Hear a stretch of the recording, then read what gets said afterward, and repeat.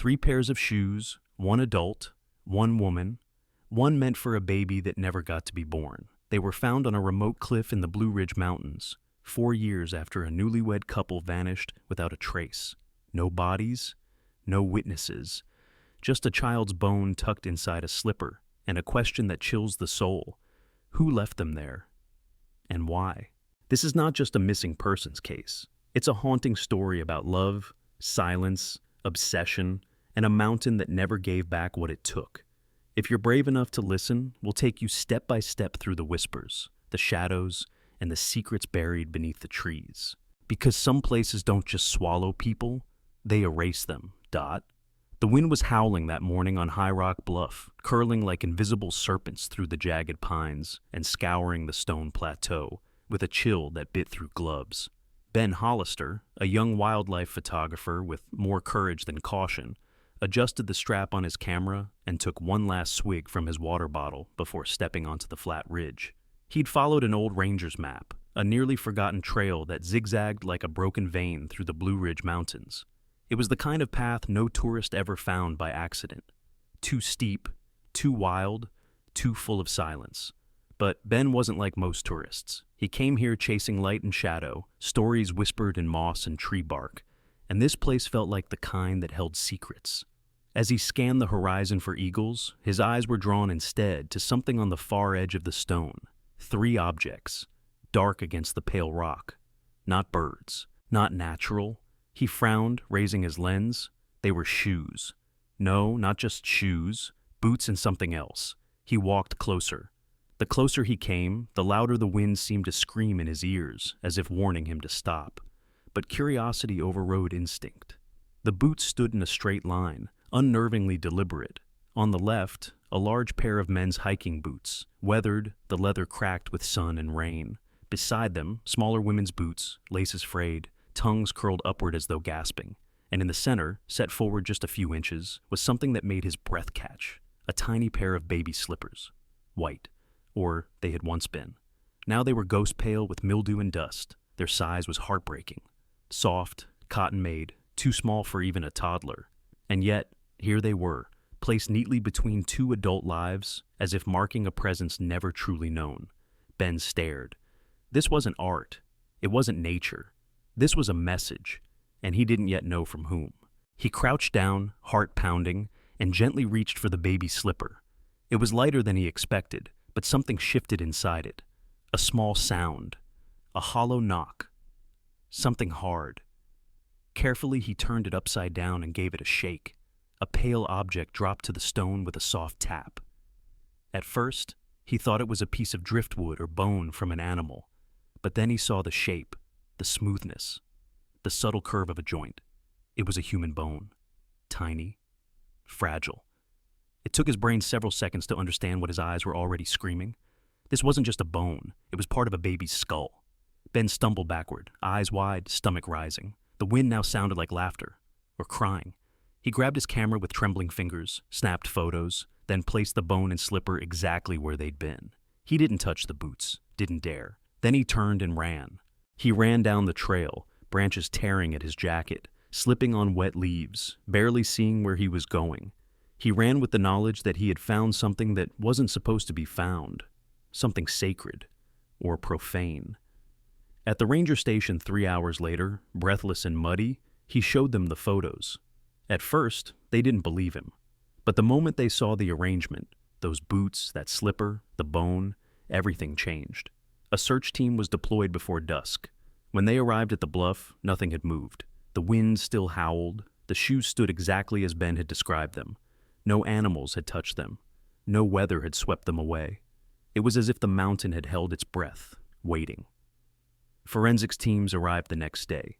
Drones scanned the area. Not a single trace of other items. No backpacks, no clothing, no bodies. Just shoes. Just bone. And just questions. The investigators recognized the brands, the sizing, the colors.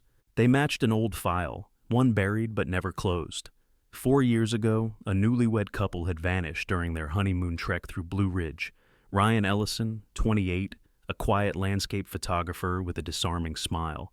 Emily Kerr, 26, a maternity nurse known for her laugh.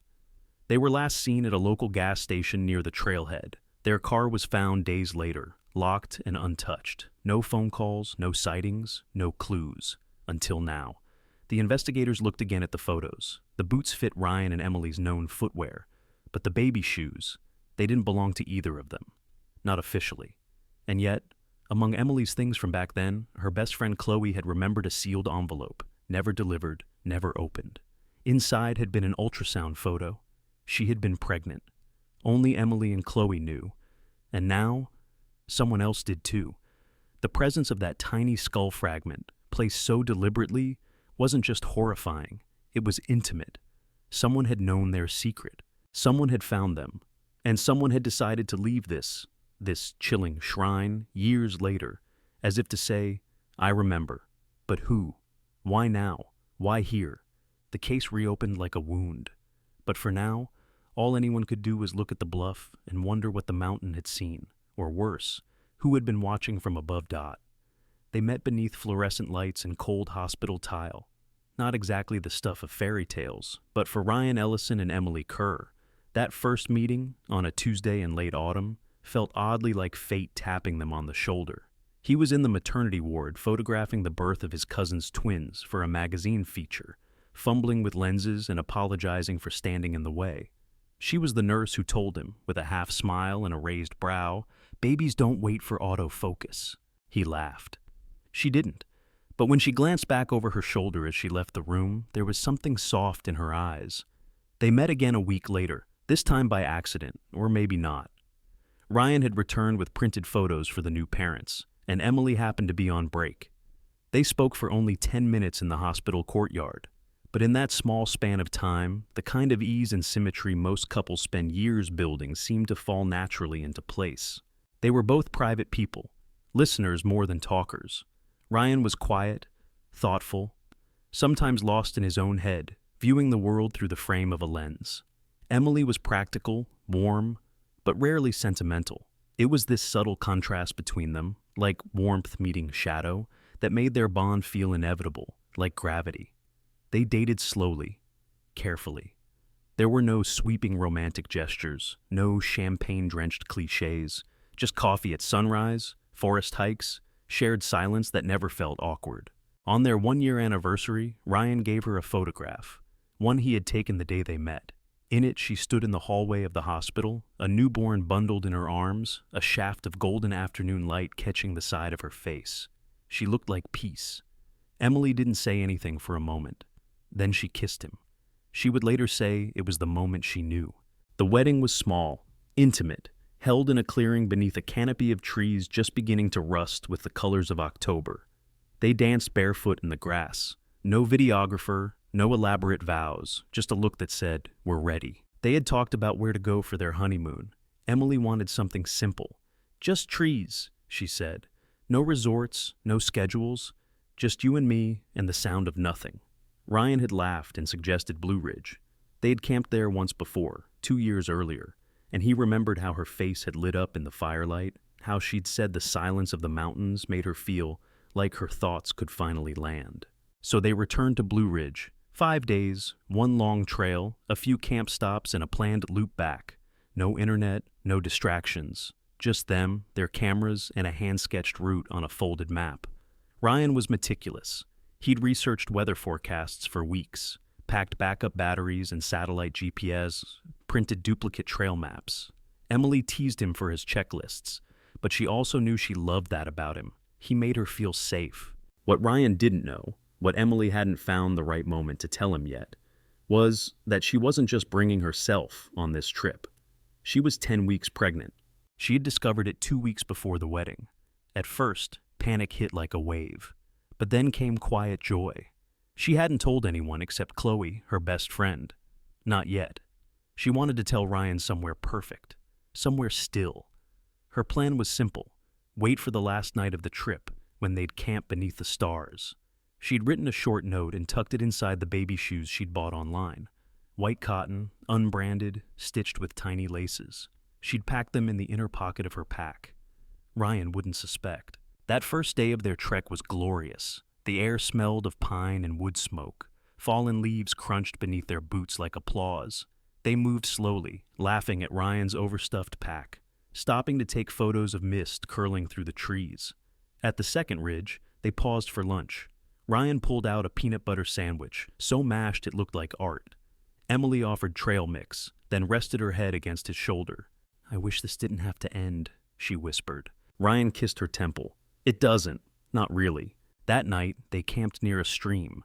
The air was sharp, but the stars were endless, the kind of sky that made you forget the world below existed at all. Emily sat by the fire, her fingers curled around the little note she'd written. Her plan was to slide it into Ryan's sleeping bag before sunrise. But something stopped her, a hesitation. Maybe it was nerves, or the feeling that there was more time ahead. Instead, she placed the note back in the slipper and zipped it shut. Just one more night, she told herself. Tomorrow would be perfect. It was the last night anyone saw them. Back in the city, Chloe waited for Emily's usual nightly message. It didn't come. The next morning, she received a strange text. Emily's number, but the wording was off. "If something happens, don't blame yourself," Chloe called. No answer. She called again and again. By sundown, her voice was shaking when she spoke to park rangers. "They're never out of contact. Ryan has gear, satellite stuff, emergency backup. He's not the kind of guy who disappears." But disappear they did. The trailhead showed no signs of struggle. No equipment was left behind. Their vehicle was locked and parked neatly. The mountains were silent, and when the search began, they found only silence in return. But deep in Emily's backpack, in a pocket no one ever discovered, were 2 tiny shoes, and a note that simply read, "I wanted to tell you here, under the stars. You're going to be a father." The first ring went unanswered. Chloe stared at the screen, thumb hovering just above the redial icon, brushing against the tiny outline of Emily's contact photo. Smiling, windswept, taken on the beach the week before the wedding. She told herself it was probably nothing. Maybe they were in a valley where the signal dipped. Maybe Emily had forgotten to charge her phone, but the second call didn't go through either. And neither did the third. It was 7:18 p.m. when Chloe started to feel something cold and tight coil in her chest, an unease she couldn't quite name yet, but that her body recognized before her mind would catch up. She messaged Emily once, then again, her words growing shorter and sharper. "All good? Where are you? Emily, answer me." No reply. Ryan's number went straight to voicemail. That night, sleep didn't come. Chloe stayed up rereading their last exchange, a series of goofy selfies Emily had sent that morning from the edge of a cliff, laughing in the wind with Ryan blurry in the background, holding up a thermos like a trophy. It had only been 12 hours. 12 hours, and something felt wrong. By morning, when the messages were still unread, Chloe didn't hesitate. She called the Blue Ridge Park Authority directly, voice trembling but steady with urgency. "My best friend is out there. They were supposed to check in. They always check in. This isn't them." She gave coordinates, physical descriptions, vehicle model and plate, even the name of the trail they had mentioned in passing. The dispatcher asked questions, standard ones, professional ones, but Chloe could hear the moment her words landed. A newlywed couple, off-grid, missing for over 24 hours. That afternoon, the first ranger unit reached the trailhead. Ryan and Emily's Subaru Outback was there, locked, dusted with leaves but undisturbed. Inside were 2 reusable water bottles, a paperback novel with a pressed wildflower as a bookmark, and a folded paper map marked with tiny blue dots, likely their intended route. But there were no footprints, no notes, no sign that either of them had returned to the vehicle since the day they left. The Rangers called in backup. By dusk, a full-scale search operation was mobilized. Drones buzzed through tree canopies. Dogs were brought in, noses sharp and eager. Helicopters scanned with infrared from above, combing the ridges and valleys for any flicker of heat, any sign of fire, movement, life. Chloe arrived the next morning, pale from lack of sleep, eyes swollen but voice sharp. She gave them every detail she knew, Ryan's obsessive attention to detail, the fact that Emily was pregnant though no one else knew, the kinds of snacks they usually packed, Emily's fear of snakes, Ryan's odd tendency to take photos of tree bark patterns. She mentioned the baby shoes, though she hadn't seen them herself, only heard Emily describe them in a whisper 1 week before the wedding. "They're tiny, white. I'm going to surprise him under the stars." The Rangers took notes. They expanded the radius. Day turned to night, then again to day. Still, no sign, not a scrap of clothing, not a candy wrapper, not even a boot print in the mud. The dogs traced a scent from the parking lot about 600 meters into the trail, then suddenly stopped. They circled, whined, sat down, no farther. As if the air simply stopped holding the memory of footsteps. Rangers fanned out. Volunteers arrived from neighboring towns. Some had maps pinned to their chests, others simply brought hope. But the mountains gave nothing back. Chloe walked with them, insisting on joining each line formation. She screamed their names until her voice cracked. She whispered them into the trees when no one else was watching. But Ryan and Emily didn't answer. After 10 days, with food stores assumed depleted and nighttime temperatures dipping below 40 degrees, the rescue effort turned into a recovery mission. Officially, the couple was presumed dead, lost to exposure, dehydration, or perhaps a tragic fall off one of the steeper ridges. Chloe refused to accept it. "You don't understand," she told one of the search captains. "Ryan knows these mountains. He brought emergency gear. There should have been signs, burnt wood, a jacket tied to a tree, something. You don't just vanish." But vanish they had. The silence became suffocating. The only proof of their presence was a parked car and a trailhead entry. After 15 days, the active search was suspended. The Rangers filed reports, boxed up maps, and sent condolences. Chloe returned home hollowed, keeping her phone on loud for weeks, just in case. But no call ever came. The mountain had swallowed them whole. No bodies, no footprints, no signal. Just a void. And in that void, two people once alive with promise, one of them carrying another, even smaller life, were now reduced to a mystery, a story without an ending. And while the rest of the world moved on, the forest kept its secret for 4 years, until a wind-blown bluff revealed what it had hidden, and something more chilling than anyone expected.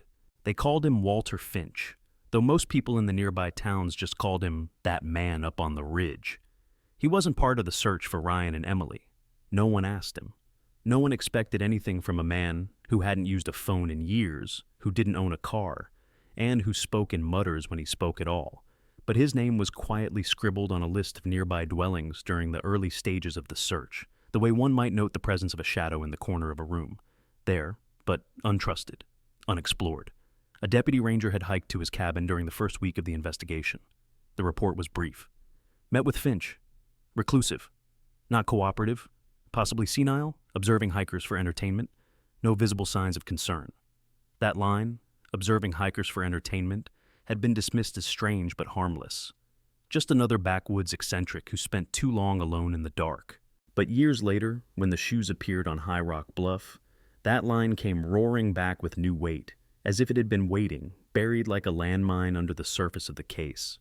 Finch's cabin stood alone on the edge of the park boundary, a structure that looked less built than abandoned. Tin roof rusted through in 3 spots, porch sagging with rot, the entire dwelling buried in thickets as though the mountain itself had tried to reclaim it.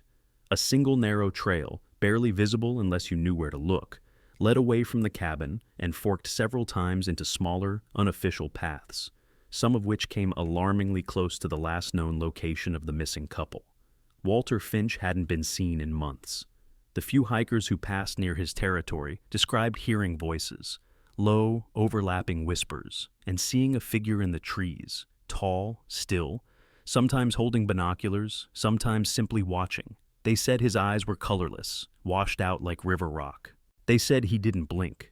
When investigators returned to the cabin after the discovery on the bluff, they expected a ghost town. What they found was worse. A life preserved in eerie stasis, as though Finch had simply stood up from a chair and vanished mid-thought. Inside, the air was thick with mildew and ash. A fire pit built from stones still held the ghost of a flame, long dead. On a desk, covered in dust, lay a notebook filled with hand-drawn maps. Not standard topography maps, but layered diagrams of the forest, some overlaid with dates, others marked with strange symbols, circles, triangles, small X's in red ink. The drawings extended to the walls, where nails held tattered Polaroids, many too sun-damaged to identify, but some still legible, backs of hikers, distant shots of tents, shoes placed outside zippered doors. One photo, barely visible in the lower right corner, showed a woman by a stream. Her features were blurred, her head turned, but her posture, the tilt of her shoulders, the curve of her braid, matched a photograph Chloe had once posted of Emily. In the corner of the main room stood a telescope, thick with grime, pointed not at the stars, but directly toward the Blue Ridge interior. A notched compass hung from its base, the dial stuck, spinning slowly from the draft through broken panes. Nearby, a wooden box sat sealed beneath a heap of old jackets. When they pried it open, it revealed a collection of items that chilled the room to silence. Small, unremarkable things. A child's mitten, a cracked compass, a canteen engraved with initials, a pocket knife dulled with time. Nothing explicitly linked to Ryan or Emily, but all of it spoke of a man who had collected fragments of people, tokens of those who passed too near. Finch had died 10 months prior, heart failure, according to the coroner's report. A neighbor found him collapsed in a pile of firewood, eyes open to the sky. There had been no funeral, no relatives to notify, just a file stamped closed and a cabin left to rot. Now that same man, once dismissed as harmless, had become the focal point of a reopened investigation. The question wasn't just whether Finch had stumbled upon Ryan and Emily's bodies after an accident. The question was why. If he had, he never told anyone. Why he had kept their shoes. Why he had known about the unborn child. A secret Emily hadn't yet shared even with her husband. The forensic team returned to the bluff. They swept the plateau for new traces, looking for DNA, for fingerprints, for any hint of who had touched those shoes last. But time had wiped the stone clean. There were no boot prints, no hairs, no fibers. The mountain had taken the memory and scoured it bare. Chloe, when shown photos of the cabin's contents, went pale. She recognized the baby slipper. Not the one from the bluff, but its match, still packed away in a drawer in Emily's apartment, untouched since the wedding. "She bought 2, she whispered. She always said everything in pairs. But only one had made it to the mountain. Only one had returned, cradling a bone no bigger than a coin. The investigation now stood on the edge of madness and myth. There was no confession, no body, no murder weapon. Just a dead man with a lens trained on the forest, and a cliff where silence screamed louder than proof. In the absence of evidence, theories multiplied like shadows. Some said Finch had been a predator, others that he was simply a witness to something unspeakable. But one truth lingered. The shoes hadn't walked to that bluff on their own. Someone had carried them there. Someone had known their weight, and someone, whether to confess or to mock, had laid them out like a ritual, a final act on a stage no one was meant to find. The forest never answered. That was what haunted them the most. Not the bone, not the boots, not even the death of Walter Finch, but the silence, the absence of anything. The way nature refused to give them even a whisper of truth. When the investigative team returned to the site where Ryan and Emily had last been seen 4 years earlier, they didn't come expecting bodies. That hope had died long ago. What they sought now was context, clues, a thread of logic to follow through the labyrinth of trees and time. But the woods offered only stillness. The trail was well-trodden, a moderate loop that wound through fern-thick hollows, around ridgelines brushed with pine. Families walked it on weekends, school groups, retirees. And yet, in a space so known, 2 people had disappeared without dropping a single trace. No blood, no food wrappers, no scorched earth from a campfire. Ryan had been obsessive about emergency preparedness. He carried a flare kit, an emergency blanket, iodine tablets, backup batteries. And yet, nothing. Not a single button or shoelace. They had walked into the woods, and the woods had closed behind them like a mouth. Chloe stood on the trail's edge as the new search team fanned out again, scanning with updated tech, drones smaller, thermal scopes sharper. But the trees remained what they had always been. Thick, vast, and unconcerned. She pressed a hand against a bark-dark trunk and closed her eyes, trying to imagine Emily's last view. Maybe she'd looked back. Maybe she'd smiled. Maybe she'd never seen it coming. But Chloe wasn't sure what it was anymore. A fall? A hidden ravine? An animal? No, she'd rejected all those years ago. She rejected them still. There would have been something, anything. Some mark left behind by panic or pain. Instead, the trail was clean, cleaner than it should have been. Almost staged. Even the dogs picked up nothing now. The scent trail that had once disappeared 600 meters in, just past a fallen log, still ended there. Like the air had been scrubbed, like they had stepped into another world. One of the officers, a veteran with a sun-seared face and a voice like gravel, muttered that it reminded him of another case, Utah, 1998. Same thing. Campers gone, no tracks, just boots eventually, but nothing else. He didn't like this one. Said it felt wrong. When asked what wrong meant, he couldn't explain, just rubbed his knuckles and said, "Some places don't forget, but they don't forgive either." Chloe wandered further than she was supposed to. A ranger noticed, called after her, but her legs didn't stop. She moved through brush and broken light, past rocks slick with moss, until she reached the bend in the stream she remembered from one of Emily's old photos, the place she'd once described as where the water sounds like it's humming a lullaby. The stream still sang, cold, indifferent, endless. Chloe sat there, knees drawn to her chest, and whispered Emily's name into the air. Nothing answered. Not the wind, not the trees, not the ghosts. The investigators turned to digital records, hoping to find something. Any transmission, emergency ping, call attempt. But the last digital footprint from either of their phones was a text sent from Emily's device to Chloe. "If something happens, don't blame yourself." It had come through at 6:42 p.m. on the night they vanished. But the strange part wasn't the message. It was the fact that the phone had pinged from a tower almost 12 miles from their intended route, in the opposite direction. That shouldn't have been possible. Even accounting for poor signal bounce, the discrepancy was too great. Some speculated the phone had been moved, possibly after the couple had already vanished. Others suggested it had never been on the trail at all. And then there was the timing. 6:42 p.m., sunset. The woods would have been shifting then, light filtering low, shadows beginning to stretch. A time when the trail starts to feel different, when silence gets heavier, when the mountains begin to listen.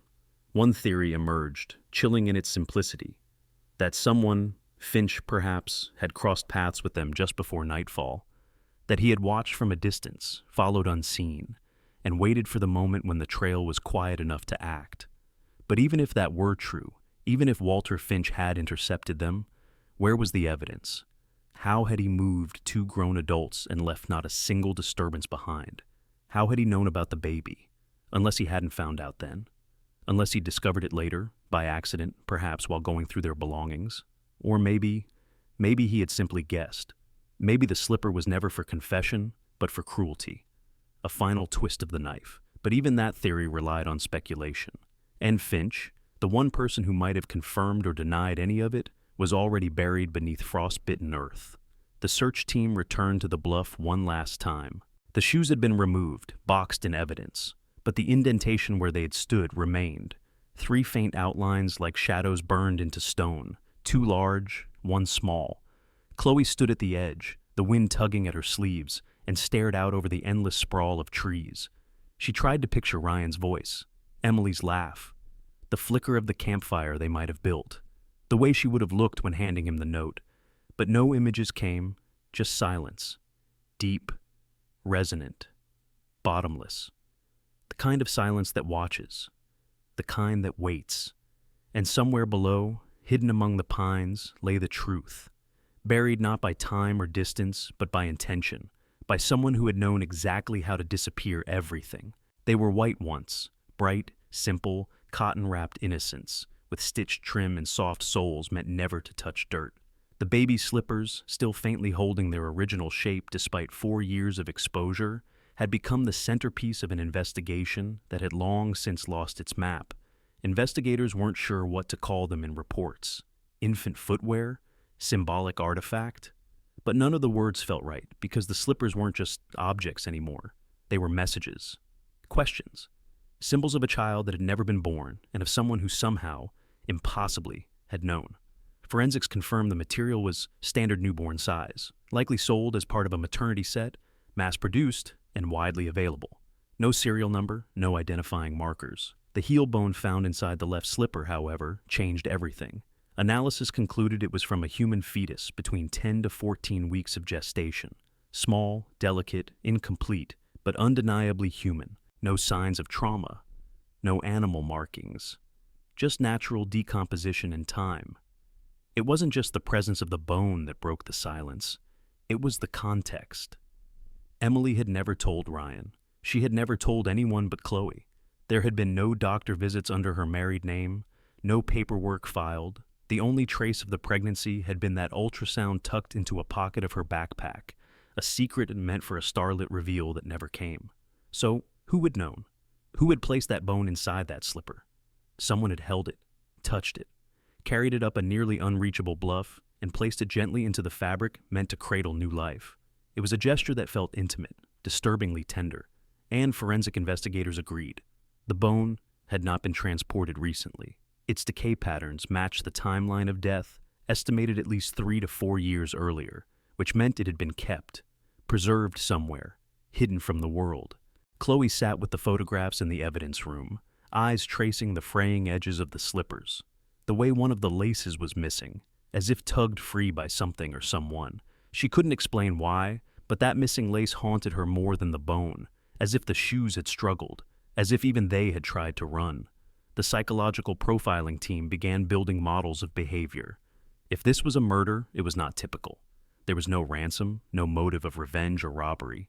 The symbolism pointed toward a ritualistic element, but nothing else matched. No carvings, no messages left behind, no media attention sought. Whoever had done this, if someone had not wanted to be caught, had not even wanted to be seen. They wanted only to be remembered, which made the display of the shoes all the more chilling. It wasn't an accident. It wasn't grief. It was choreography. The line, the spacing, the selection of the bluff itself, a place invisible from the trail below, accessible only through steep, unmarked rock faces. It required intention, knowledge, strength. Walter Finch's name returned to every theory like a recurring shadow. His proximity, his maps, his cryptic mutterings, his obsession with watching people through long lenses and broken windows, his strange box of keepsakes, collected like trophies from the silent edge of civilization. But what investigators couldn't answer, what not even time had solved, was the biggest question of all.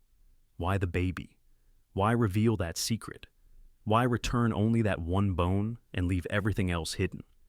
Chloe believed it was meant to be found, not the way the note had been meant to be found by Ryan, beneath a sky full of stars and quiet joy, but as a message twisted into something else, something cruel. She wondered if the person who placed the slippers knew they were Emily's, knew what had been planned, or if they had simply discovered the shoes and decided to write their own ending. She thought about how Emily had described them, laughing over coffee, palms cradling the tiny soles. "They're so light," she'd said, "like air, like future." That future had ended somewhere in the trees, and now the slippers, soft, weightless, silent, had become grave markers for 3 lives, not 2. Investigators examined Finch's maps again. One in particular stood out, faded, creased in 4, with a series of red circles drawn in precise, practiced hand. High Rock Bluff was one of them, dated 6 months before his death. Nearby was a note scribbled in the margin, 3 shadows, 1 unformed. Chloe stared at that line until the letters blurred. It couldn't be coincidence. It was either guilt or poetry. Either way, it proved knowledge, but proof was not evidence. The case was still circumstantial, without a body, without a confession, without anything except 3 pairs of shoes and a question that had outlived its answer. The forest kept its mouth shut. The mountain refused to speak. But those slippers, quiet and decaying on a forensic table, seemed to whisper something no one could quite hear.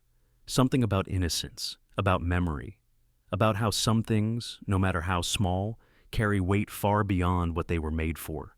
The map was paper thin, its edges curled with moisture and time, its folds softened from years of use and reuse. The red circles were drawn with a pencil that had dulled halfway through, each loop slightly different in shape but unmistakably deliberate. There were 7 in total. 1 marked High Rock Bluff, circled twice, the only location to bear a handwritten annotation. 3 shadows, 1 unformed. The other 6 sat silently across the dense expanse of Blue Ridge, like buried questions, scattered between narrow ridgelines and deeply wooded hollows where no trail signs reached and no tourists wandered. Finch had marked them, but not for memory. The marks weren't nostalgic. They felt like obsessions, like places that had left an imprint on him, not the other way around. The investigative team laid the map across a clean table beneath halogen light and began plotting GPS coordinates over modern topography, comparing Finch's markings to historical park data. 1 circle fell within a known landslide zone. Another intersected a decommissioned fire tower path. But 3 of them, 3 hovered near locations where missing person cases had quietly faded from local records over the past 2 decades. Not official disappearances. No national media, just vague entries in ranger logs. Solo hiker overdue. Unconfirmed report of abandoned gear. In every instance, no body had been recovered, no personal items retrieved. Just silence. Gaps in the forest. In one case, the hiker was found weeks later wandering barefoot and confused nearly 20 miles away, unable to recall how he'd gotten there or what had happened. The only thing he could describe was a memory of being watched, of a shape, still and tall, standing at the edge of his camp one night, never moving, never speaking, just observing. The psychologist assigned to the case wrote it off as trauma-induced hallucination. But now, staring at Finch's map, that explanation felt insufficient. Finch had been many things, solitary, eccentric, secretive, but he had not been random. His cabin wasn't just a retreat, it was a lookout post. His life had revolved around cataloging movement in a place where everything else stayed still. The map was his masterpiece, and the red circles were his gallery. The question wasn't just why he marked them, it was what had happened at each location.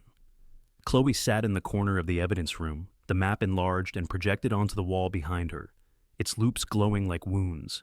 She didn't speak as the lead investigator described each site, his voice calm, clinical, almost detached. But her mind wasn't detached. She was inside that map, inside those woods, imagining each circle as a point of no return. She imagined Emily and Ryan crossing some unseen boundary, stepping into one of those loops like crossing a veil. She thought about what it meant that Finch had circled High Rock Bluff twice. Why only that one? Why name it? Why leave the slippers there instead of at his own cabin, or bury them with the rest of his strange collection?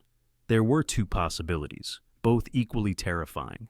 Either High Rock Bluff was the place where they died, and Finch had returned there to perform his ritual of arrangement, or they had died somewhere else, and he had chosen the bluff for its visibility, its symbolism, its theatricality. Either way, it suggested premeditation, not in the act itself, perhaps not even murder, but in the aftermath, in the storytelling. Finch hadn't needed to be a killer to be complicit. He could have been a scavenger, a collector of aftermaths, a man obsessed not with ending life, but with controlling how it was remembered. The lead investigator began assembling a profile, a blend of ranger reports, neighbor interviews, and forensic analysis. Finch had moved into the cabin 21 years ago after the death of his wife. Before that, he'd been a seasonal fire lookout, trained in wilderness survival, cartography, and remote communication. No criminal record, no known mental illness. But over time, his connection to the outside world had frayed. By the time Ryan and Emily disappeared, Finch had become invisible. The last known person to speak with him was a hiker named Marla Greer, who passed near his cabin 2 months before the wedding and claimed he invited her to sit for tea. He talked like someone who read every book, but hadn't spoken to a soul in years, she told them. He asked me about dreams, whether I ever heard them outside my head. She'd declined the tea, walked away, but something about his voice had stayed with her, a quiet that felt performative, like he was holding in an orchestra. Finch didn't just watch people, he studied them, anticipated them. In one of the storage boxes inside his cabin, investigators found dozens of slips of paper, each with dates and initials. Some matched visitors who had signed into trailhead registries. Others were unknown. One simply read, E+R, too loud, too in love, too easy to follow. It was dated the day before Ryan and Emily vanished. Chloe stared at the slip as if it might blink back. Too loud, too in love, too easy. It wasn't a statement of hate, it was closer to envy, as if Finch saw beauty in them, the kind that didn't belong in his broken world, and felt compelled to preserve it, or perhaps erase it. The idea that someone had watched them, not just for a moment, but tracked them, noted them, studied them, turned Chloe's stomach in slow waves. She pictured Emily holding Ryan's hand, laughing on the trail, totally unaware that from some shadowed ridgeline, 2 pale eyes followed every movement, that their joy had been documented like a deer's migration path, that their final memory might not have been their own, and now on this map, their story was just one circle among many, a red loop on old paper, a name lost to ink, a line drawn by a man who never meant to be found. Dot. The phrase lingered like smoke, Three shadows, one unformed, written in tight, deliberate cursive in the margin beside High Rock Bluff. It wasn't just a clue. It was a window into something much deeper, something not just criminal, but philosophical, even ritualistic. The words became a mantra whispered through the minds of investigators, criminologists, and journalists who had begun circling the reopened case like moths to cold flame. Three shadows: Ryan, Emily, and the unborn child. One unformed, a life not yet born, never given the chance to take shape in the world, yet somehow acknowledged, even memorialized, by a man who by all accounts should not have known it existed. The bone in the slipper proved he did. The precise arrangement on the bluff proved he meant it to be seen. But this line of writing, so calmly and consciously etched on that old map, was something else entirely. It wasn't accidental. It was reflective. It was the voice of someone who had spent too long in isolation, staring into the forest until it spoke back. Psychologists argued about what it meant. Some claimed it was Finch's attempt at poetic closure, marking the site where he believed three souls had passed. Others saw it as something darker. The word shadow was especially disturbing. Shadows are not bodies. They are impressions, reflections, the absence of light. If Finch saw Ryan and Emily as shadows, did that mean he had already erased their humanity in his mind? Had they become concepts to him, characters in some private mythology? Chloe read the phrase over and over, tracing it with her finger across the plastic-protected fold of the map, hearing Emily's voice in her memory, bright, teasing, so full of texture and laughter, and feeling the chilling dissonance between that real person and the empty ghost-like label Finch had chosen. She imagined him watching from the tree line, silent and still, as the couple passed beneath dappled light. Did he feel admiration, resentment? Did he see them as intruders or as participants in some fate only he understood? That night, Chloe sat in her apartment surrounded by printed photographs and police files, and found herself staring at the scanned copy of Finch's handwriting. The letters were not shaky, not rushed. They were smooth, elegant. He had taken his time, which meant he had thought it through. The phrase wasn't tossed off. It was final, meant to last. Somewhere in the Blue Ridge Ranger archives, an intern working late stumbled across an old, incomplete interview transcript with Finch from 7 years earlier. At the time, a ranger had casually asked him about hikers. Finch had said something strange. People don't really disappear out here. They become something else, lighter, quieter. They go back into the trees. Only some leave shadows. The line hadn't meant anything back then, but now, paired with the map, it became chilling. It revealed a world view, a belief that death in the wilderness was not an end, but a transformation, a return, a filtering out of the noise. For Finch, perhaps watching others die, or seeing what remained after death, was not horrifying. It was sacred. Chloe tried not to think about what that meant for Emily's final moments, or Ryan's, or the child neither of them had time to meet. Did Finch find their bodies, or find them still alive and failing, and simply choose to observe instead of help? Had he made a conscious decision to let them cross that silent boundary, to become shadows? The forensic team ran every test they could: soil samples from the bluff, tree bark for tool markings, lichen patterns to detect foot traffic. Nothing. If Finch had carried the bodies up there, or even just the shoes, he had done so without leaving behind a single fingerprint. The wind and rain had scrubbed everything clean. Nature had, once again, colluded with mystery. But one small thread emerged from the analysis of the baby slipper. In the inner seam, stitched into the cotton, they found a single red hair, too long and thick to be Emily's, who was blonde. It matched DNA from the blanket found in Finch's cabin. It was his. He had held the slipper, possibly carried it, possibly slept with it. But the lab report also found something stranger. Inside the fabric, embedded in the cotton weave, was a flake of ash, burnt paper. Microscopic, nearly invisible. Mass spectrometry testing indicated traces of photographic chemicals, silver nitrate, sodium thiosulfate, from an analog print. The scientists concluded that, at some point, Finch had burned a photo near the slipper, perhaps even of the slipper, or of Emily, or all three. Chloe sat with that thought like a stone on her chest. She remembered a framed picture Emily had once shown her, the one she planned to gift Ryan during their honeymoon. It was an ultrasound, stylized, printed in black and white and laid on a patch of moss. Emily had printed it artistically, like a secret only they two would share. She had wanted to give it to him with the slippers and the note, under the stars, a family moment made perfect. But now, all Chloe could picture was Finch standing over a fire, watching that same image curl into black, watching it become smoke. The idea that he had taken that moment, transformed it into something else, into silence, into ash, into a ritual, was unbearable. And yet, it was the only explanation that fit. 3 shadows, one unformed. It wasn't just an observation. It was a declaration, a summary. Finch had created his own version of their story, and the world had only found the last page. But Chloe couldn't stop asking what had happened to the rest. Where were their bodies? Where were the other bones? Why choose that place, that day, that order of shoes? The mystery wasn't just about death. It was about authorship. About who had the right to write the ending. And somewhere, beneath the pines and the weight of years, that question still waited. Quiet. Watching. He didn't keep trophies. Not in the usual sense. There were no teeth in jars, no photographs taped to walls like some amateur serial killer script. But Walter Finch had a collection all the same. Carefully curated, painstakingly hidden, and chilling in its subtlety.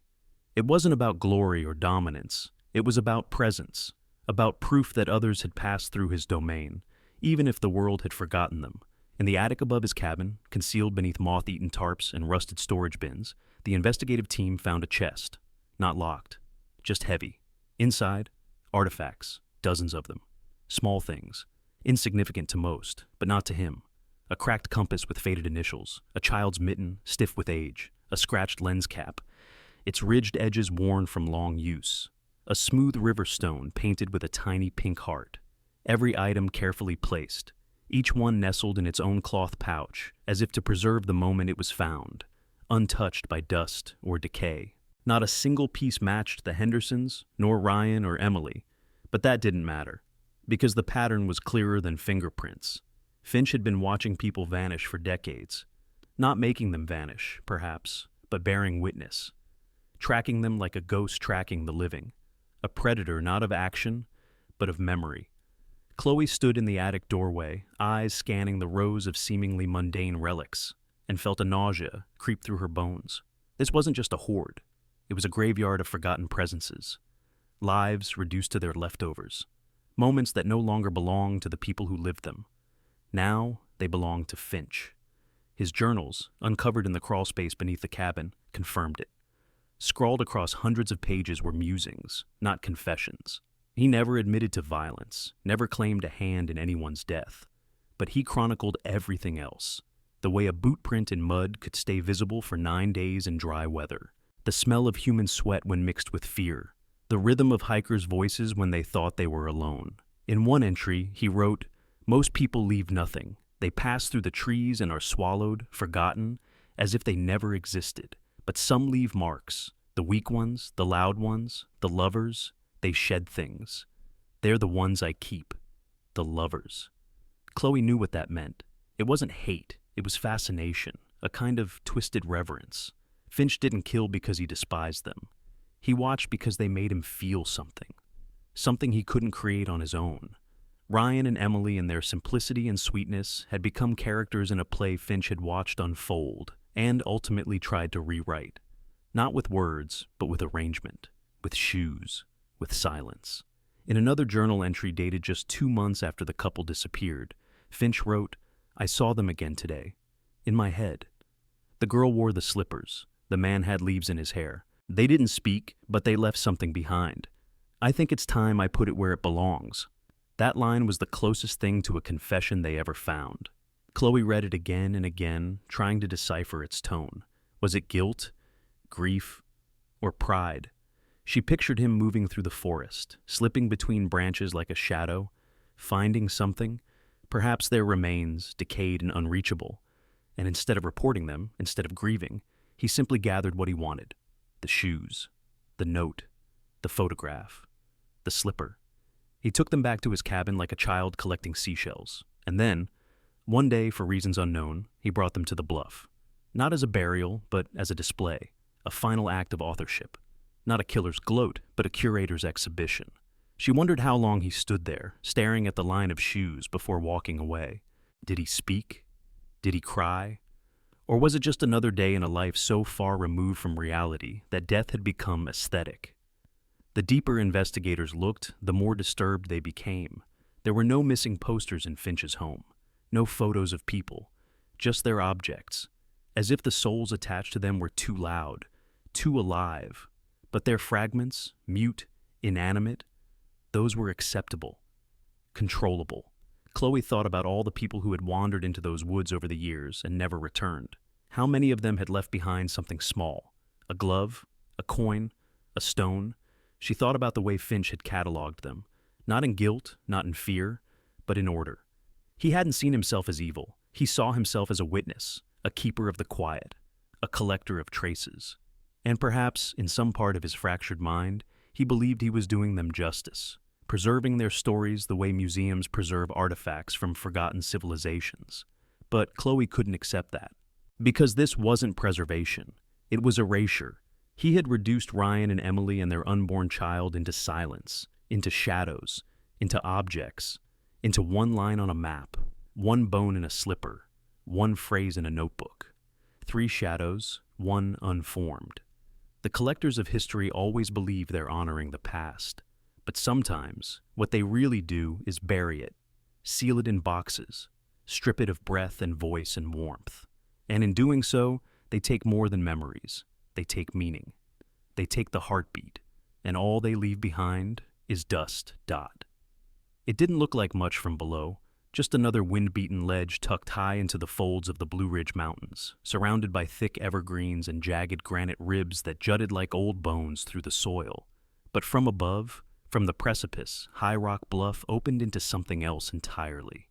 It wasn't just a cliff. It was an altar, a stage, a place where time didn't move the way it should. Chloe stood there 1 week after the shoes had been retrieved, escorted by rangers and investigators, boots crunching on stone that had been swept clean by wind and weather. No vegetation grew on the bluff. No moss clung to the edges. Just raw rock and silence. The same silence that had swallowed Ryan and Emily, and something deeper, something colder. It was the kind of silence that pressed against the skin, as if the mountain itself were listening, watching, judging. From this height, the world stretched outward in all directions. Forests rippled like oceans. Valleys folded into themselves. The wind blew without obstruction, hard and constant, carrying with it the scent of pine and stone and distance. You could see everything from here, and nothing at all. The investigation team had examined every inch of the bluff with forensic brushes and UV light. They had found nothing beyond the 3 pairs of footwear. No fibers, no oil residue, no blood trails, not even a footprint. As if the shoes had materialized out of thin air, as if Finch had floated them into place. But Chloe knew better. Someone had climbed up here. Someone had made the journey with those items carefully packed. Someone had stood right here, where she was standing now, and laid them out in perfect silent geometry. Large, medium, small, past, present, future, all arranged in a straight line, pointing nowhere. She tried to picture him, Walter Finch, alone, stooped but strong, climbing the rock with shoes in a sack and something else in his heart, a purpose, a memory, a hunger. Not for violence, but for narrative, for symmetry. Perhaps this was the only place he could feel close to them, or to the idea of them. Maybe, to him, this bluff wasn't where they had ended. It was where they transformed. A place to turn bodies into symbols, people into myth. Chloe closed her eyes and imagined Emily's face, bright and full of mischief. Ryan's camera slung over his shoulder, their hands intertwined. Maybe they'd stood here once, the day before it all changed, admiring the view, unaware that they were being watched from the tree line. Or maybe they'd never made it this far. Maybe this place was never theirs, only his, only Finch's. A place he kept sacred, untouched, until he needed it. The symbolism wouldn't leave her. In stories, the bluff is where things end, where confessions are made, where people jump or are pushed, where secrets echo into canyons. But here, nothing echoed. The cliff swallowed sound like it swallowed truth. Chloe crouched where the slippers had been, her fingers tracing the pale outlines still visible on the stone, barely darker than the surrounding rock, but unmistakable if you knew where to look. She pictured Emily folding the note she never got to give Ryan, tucking it into the slipper, smiling, planning. Then she imagined Finch years later, alone in his cabin, finding that note, reading the words not meant for him. "You're going to be a father." A message so intimate, so filled with love, that reading it must have either broken something inside him or awakened something. And in that moment, perhaps, he decided to rewrite it, not with pen, but with placement, with ritual. The wind grew colder, stronger. The ranger nearby pulled his coat tighter and muttered something about the chill getting worse up here. But Chloe didn't move. She kept staring at the stone, because the truth was, this place didn't just watch. It remembered. That was the awful thing. The real thing. High Rock Bluff wasn't haunted. It was sacred. A place of memory, of marks, of quiet. The cliff had witnessed something, and in a way, it still was. The original search team had never come this far. The bluff hadn't been part of the couple's intended trail. It was too remote, too dangerous. Only Finch would have known the safe way up. Only Finch would have marked it on a map. And yet, somehow, it had become the final page of their story, the only place their lives left a trace. That trace was gone now, bagged and boxed in evidence, but Chloe could still feel it, like a scar in the stone, like a story the mountain refused to unwrite. And she realized, standing there, wind burning her cheeks, that they would never find the bodies.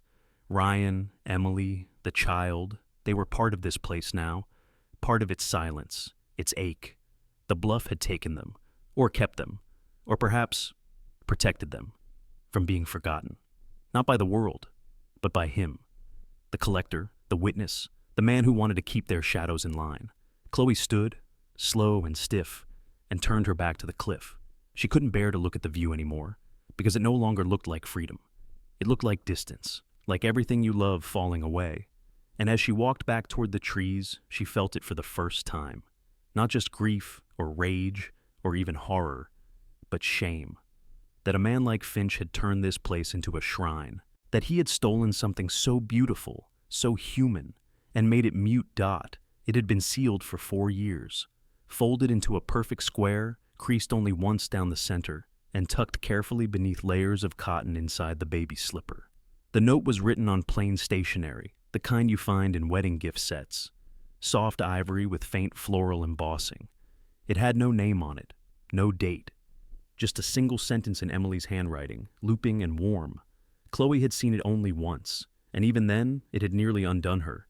The forensics team had handled it with gloves, scanned it, preserved it, filed it into evidence. But it wasn't evidence to Chloe. It was a voice, a promise, a moment frozen in ink. She had begged to read it, not because it might unlock the case. By then, they all knew it wouldn't. But because it was the last thing Emily had written before she disappeared. The last expression of her before the silence took her. And so they let her. In the quiet of the evidence room, under artificial light, Chloe sat at a metal table while the technician slid the protective sleeve across to her, wordlessly. Her hands trembled. She took a breath that felt more like a gasp. And then she read, "I wanted to tell you here, under the stars, just the two of us, just the quiet. You're going to be a father." That was all. No flourish. No heart doodle or smiley face. Just truth, bare and trembling. Chloe closed her eyes and tried to imagine how Emily must have written it, knees curled beneath her in the tent, headlamp lighting the page, lips pressed together to keep from smiling, a heartbeat beneath her skin that wasn't just her own. She had planned everything. The night, the reveal, the joy. The words had never been meant for anyone else. And now, 4 years later, they had passed through someone else's hands, read by forensic analysts, cataloged by detectives, and, worst of all, held by Walter Finch. That knowledge burrowed into Chloe's chest like a splinter. The idea that Emily's most personal, most hopeful words had been intercepted, perverted, recontextualized into a message left at the edge of a cliff. It made the grief sharper, the loss crueler. The note had become a relic, not of what Emily intended, but of what never came to be. She wondered if Finch had read it the night he found it. Had he sat at his desk, candlelight flickering, and unfolded it like a sacred document? Had he understood what it meant? Or had he simply seen it as an artifact, something he could use to complete his story, the unformed shadow, the last piece of his arrangement? The note had no fingerprint evidence, No traces of Finch's DNA, but they all knew he had handled it. There was no other explanation for how it ended up inside the slipper, placed deliberately with the bone on High Rock Bluff. Chloe kept staring at it, even after she'd memorized the words. She thought of all the letters people leave behind for the dead, the ones they burn, the ones they bury. But this was a letter for the living. A sentence meant to spark a lifetime, and now it sat beneath glass, faded at the edges, read only by those trying to make sense of the void it left behind. She returned the sleeve to the technician, nodded her thanks, and walked out of the building into late afternoon haze. The world looked gray, as if the sky itself had forgotten how to feel. On the drive back to her apartment, she played a voice memo Emily had once sent, a recording of the stream near their first campsite, layered with the sound of her humming. No words, just a tune. Chloe used to think it was random. Now, she realized it was a lullaby.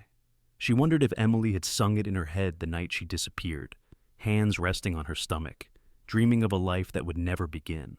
The note lived with her now. Not physically, legally, it would remain in evidence storage, but emotionally, spiritually. It had passed through too many hands to return to innocence, but Chloe was determined to reclaim it, to carry it as it was meant to be carried. Not as a puzzle piece, not as a symbol, but as a heartbeat in writing. She printed a copy for herself, framed it without glass, hung it beside her desk. And every time she looked at it, she imagined the stars above the tent, the flicker of a campfire, the curve of Emily's smile as she tucked the slippers into her pack. The mystery might never be solved. The bodies might never be found. Finch had taken too much and left too little. But the note, those words, they were pure, untouched by the rot of obsession. They were a seed, a spark, a whisper across the veil. They reminded her that before the silence, there was joy. Before the cliff, there was hope. Before the end, there was love. And that was something Finch could never erase. The Blue Ridge was older than language, older than memory, older even than the bones buried deep beneath its soil. It had watched glaciers come and go, had swallowed civilizations and given birth to rivers, and it had learned over time the virtue of silence. It did not speak in words. It spoke in stillness, in fog, in the slow sway of branches after the storm, and it remembered everything. That's what Chloe believed now, that the mountain remembered, not in the way people did, with timelines and names and photographs, but with something deeper, something elemental. The day Ryan and Emily disappeared, the forest had taken them. Not violently, not loudly, just completely. 1 minute they were there, vibrant and whole, breathing mountain air and stepping lightly over roots. The next, they were part of it, absorbed, folded in. And the mountain, true to its nature, said nothing. It gave back nothing. For 4 years, it held its silence like a vow. Even when the shoes were found, even when the bones surfaced and the note was read, even when Finch's journals were laid bare, the mountain refused to offer resolution. It offered only pieces, echoes, shadows, not enough to build truth from, just enough to know something terrible had happened. Chloe returned to the trailhead one final time, alone, standing at the place where their car had been found all those years ago. The lot was empty now. The trees were taller, the paint on the old sign cracked, but the air still felt the same, still smelled like pine and stone and hidden things. She thought about all the theories that had come and gone, the predator theory, the accidental death theory, the wilderness-turned predatory myth that journalists loved to spin. But she no longer believed in any of them, not entirely. She believed in silence, in what it meant to disappear into a place that did not care whether you were found. She walked a portion of the trail, the same path they had taken, boots steady on packed dirt. The sun slanted through the trees in golden ribbons, catching dust motes mid-air like stars that had gotten lost. The forest was beautiful, painfully beautiful. It was easy to see why they had come here, why Emily had chosen this place to reveal something as sacred as new life. And yet, beneath that beauty, the silence pressed. It wasn't hostile, but it wasn't kind. It was neutral, infinite. The mountain did not mourn the missing. It simply folded them into its skin and moved on. The final report from investigators had concluded with uncertainty. Presumed dead, cause unknown, location unknown. All physical evidence pointed to post-mortem staging by Walter Finch, but without a body, without a confession, there would never be closure. There would only be that bluff, that note, those shoes. Chloe stopped at a bend in the trail where the stream could be heard but not seen, its song threading through the trees like memory. She reached into her pocket and pulled out a small envelope. Inside was a second copy of Emily's note, the one she had written to Ryan. Chloe had printed it herself, folded it the same way Emily had. She placed it gently on a flat rock beside the trail, weighted it with a small stone, and whispered, "This is where it should have been." She didn't expect anyone to find it, not people, but maybe the mountain would. Maybe, in its vast and ancient quiet, it would recognize the offering. She stayed there for a while, listening to the stream, imagining the crackle of a campfire, the warmth of shared laughter. She pictured Ryan sitting cross-legged, camera in his lap, Emily leaning back against him, hand on her stomach, the future between them. No fear, no shadow, just light, just stars. The vision ached. It filled her and hollowed her all at once. When she finally stood to leave, she didn't look back. She didn't need to, because she knew the mountain would keep the note, just like it had kept everything else. Ryan, Emily, the child, the truth. The mountain kept its secrets. It always had. It always would. That was its power, its curse, its purity, and in some strange, unbearable way, its grace. They came to the mountains to begin a new chapter.